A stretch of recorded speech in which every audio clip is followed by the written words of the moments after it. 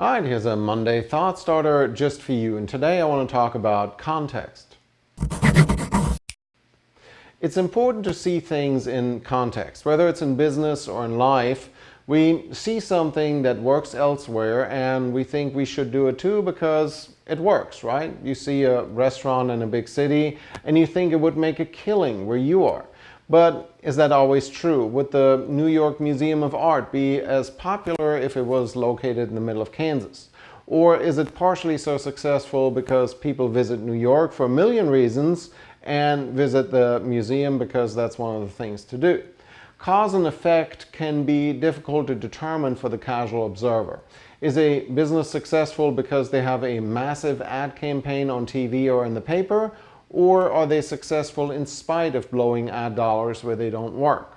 Sometimes we call people lucky because we didn't see the hard work they put in before they were successful. What influenced their success can be hard to tell, especially from the outside. What we can't easily see is the context, the relationship between a business or an event and the rest of the world. Amazon is killing retail. Yes, in some cases that's true, but only because Amazon has a firm grasp of the way people buy, and Sears kind of didn't. Toys R Us didn't think e-commerce was important and let Amazon handle their online sales, and well, we all know how that ended up. Amazon even then understood that there was massive changes underway, trends that they took full advantage of, while other companies stood by and let it happen to them.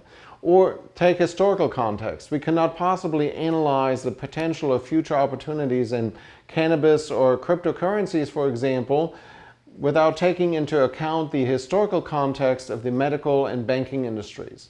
Then there are lawmakers that make these decisions in their own context of voters and campaign donors and lobbyists. What are the fears and past experiences that influence decisions in the future? And by the way, sometimes people lose context. Vaccines are a whole lot more appealing if you've seen firsthand what the disease might look like. Then there is internal context.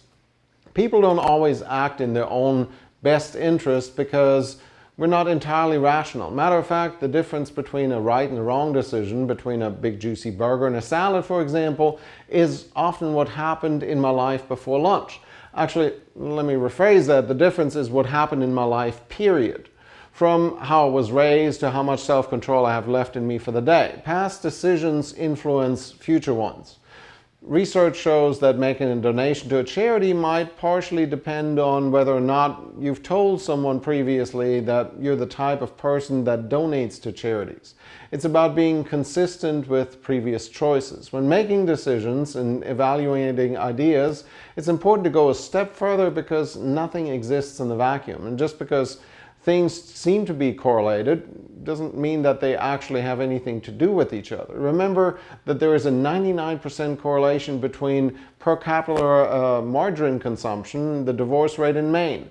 It takes more than numbers and data analysis. Fully vetting concepts means diving into their context armed with sociology, psychology, economics, math, and a good portion of instinct to figure out what will work and what will not.